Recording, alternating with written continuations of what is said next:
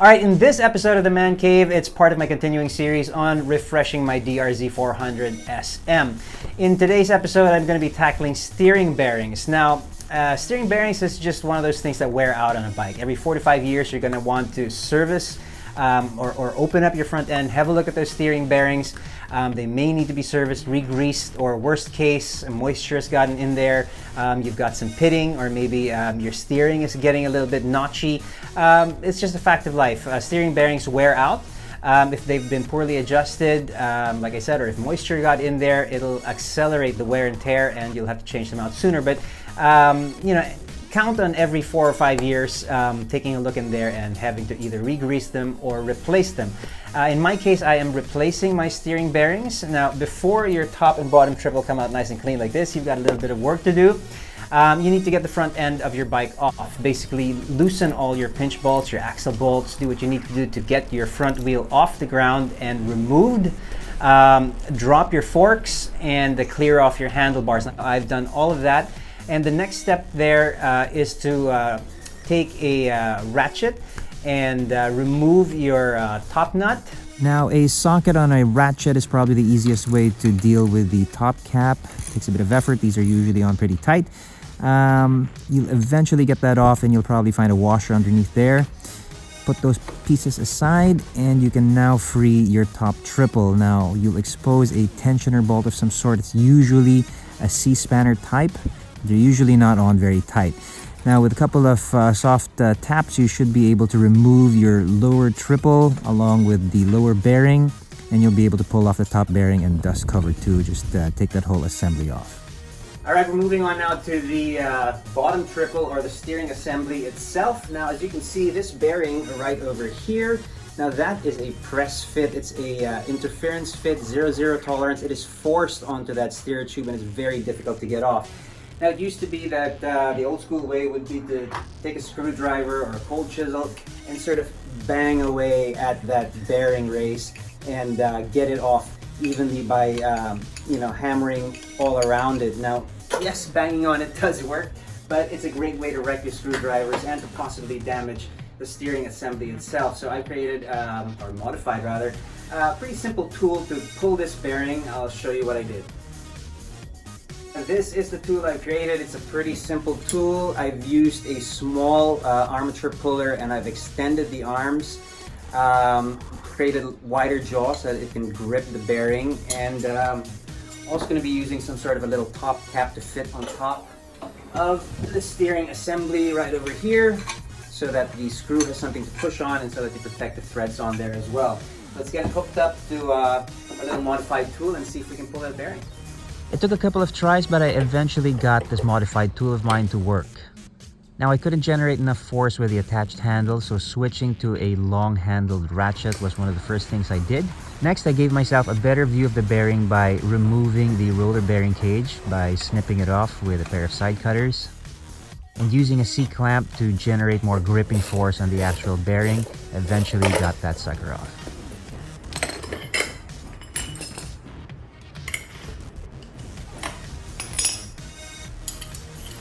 With your bearing removed from your lower triple, you now have to deal with the bearing races that are in the frame, in the steering tube of the frame. Now, these bearing races are on either end of your steering tube or steering column on the frame, and they're there with a friction fit. They're there tight, so you need to really sort of hammer them out. It used to be that you would use, again, a screwdriver, a long punch, or a drift, and come in from either end of that steer tube and just sort of tap on it, bang it out, and try and get it out as squarely as possible. Now, yeah, that does work, but I thought I'd make the job a little bit easier for myself, so I made myself a little tool. This is based on the Park Tools bearing race remover. Now, Park Tools makes some great tools. They're just really expensive, so I made one myself. It's just some plumbing scrap, which I split lengthwise, splayed out those far ends, and I welded on a solid end so that it's nice and solid to hammer on. Now, this will make the job of removing those bearing races a lot easier. Let's head out to the bike so I can show you how it works. Insert the bearing race removal tool through the top, pull it through. You hear it click into place, and now the prongs are up against the lip of the bearing race, and now all we need to do is get a hammer and firmly tap it out.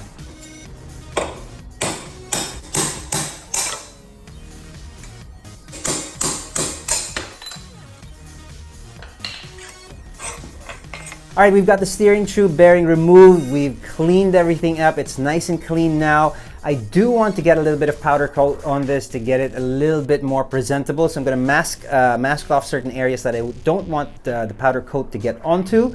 And once this is back from the powder coater, I'll show you how to get some fresh bearings on there and reinstall. Picking up from where we left off last time, my top and bottom triples are back from the powder coater, and take a look at that. They look pretty darn good if you ask me. All right, now we're ready to actually install some fresh bearings on here. I just picked up a bearing kit online. It comes complete with the dust seal, with the bearing itself, and the bearing races. Now, these bearings come to us just, lightly oiled, but they're dry. They have to be packed with grease, so that's the reason why I've got Smurf hands. I've got the gloves on because I want to show you guys how to pack a bearing with grease. Now, you have to be pretty forceful when you want to fill all of these little spaces inside the bearing with grease. You want to get everything just packed with grease so that water and contaminants don't make their way in there. Now, there's a proper way to do this. Grab yourself a dollop of grease.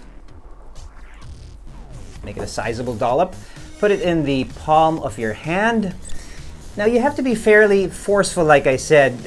You can't invite the grease in there. None of this pussyfooting around and kind of going like this, you don't invite the grease in there. You got to force it in there. So you take a big dollop of grease in your hand and you sort of pack it like this. Just sort of get each and every space packed with grease. So go all the way around the bearing and just fill it with grease. After you go around this way, start filling it this way and just continue all the way around until no more grease actually wants to go in there. Now, once that bearing is packed with grease, well, it's not going to be pretty, but it's going to be a lot more weatherproof, obviously, and it's going to move freely.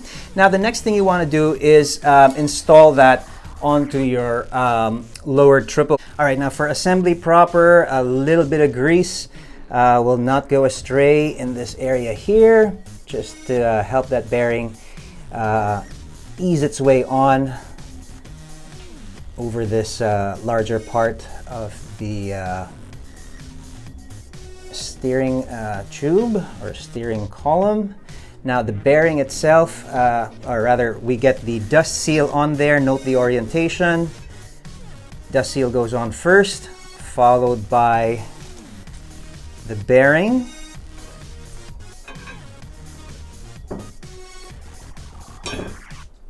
Right, and like I said, we're going to use the old bearing housing to drive that in, but it only makes contact with the very inside of the new bearing, so that you don't damage any of these new roller bearings. So I'm going to put that on there and use this metal tube to just bang on this old housing to start the process of driving it down. Before you slip this tube on and start banging away, a good thing to have is an appropriately sized socket, something that matches the bottom diameter of the steering tube.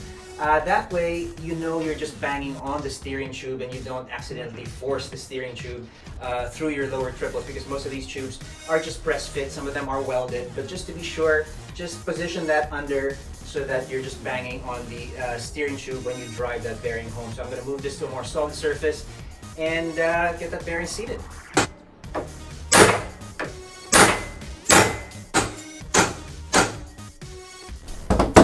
All right, now make sure you get that bearing seated all the way down to the bottom, nice and solid. You'll know when it's hit home because it'll make a different sound. It'll sound a lot more solid as you bang down on it. Now, just finagle this old housing, the older bearing housing off, and that bearing should be nice and seated and ready to install.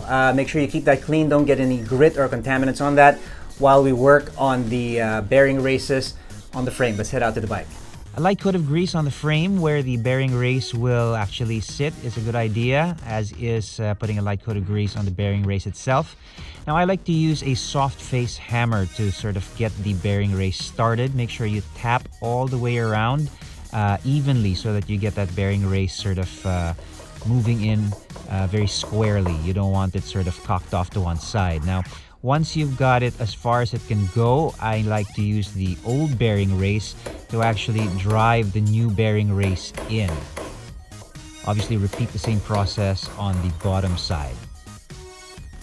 All right, for install, we're gonna do exactly the same thing that we did during this assembly, only, whatever we did last, we're gonna do first.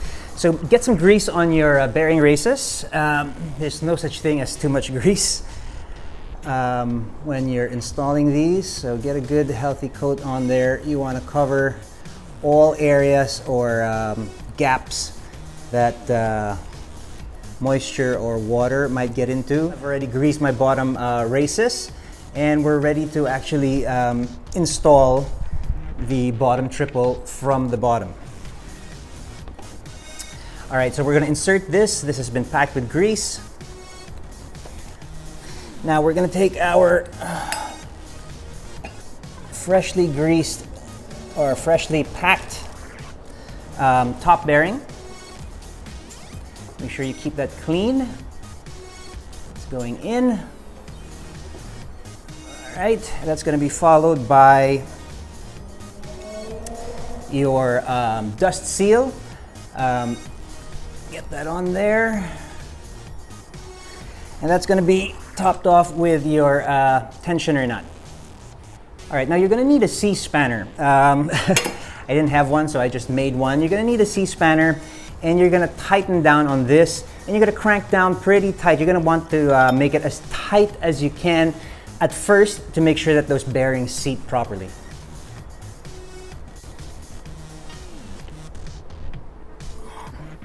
All right, now once that's on there as tight as you can, you know that the bearings have seated up against the races. We're actually going to back it off now. Now, how much tension do you want on there? With the top triple and the top nut on there and the forks back on, you're looking for just enough tension so that the front end flops from one side to the other with just a slight push on the handlebar. That's how much tension you need on this tensioner bolt. Now, as far as tension goes, a little loose is going to be better than too tight, because too tight will obviously affect your steering. So you're going to have to do a little bit of trial and error to get just the right amount of tension on here. All right, now I have reinstalled the top triple, put the forks back on, and just sort of tried to fine-tune the tension on that tensioner nut. Now I'm testing for any movement that I might have here at the bearing. It seems pretty solid, pushing up and down, backwards and forwards on the fork ends, no movement.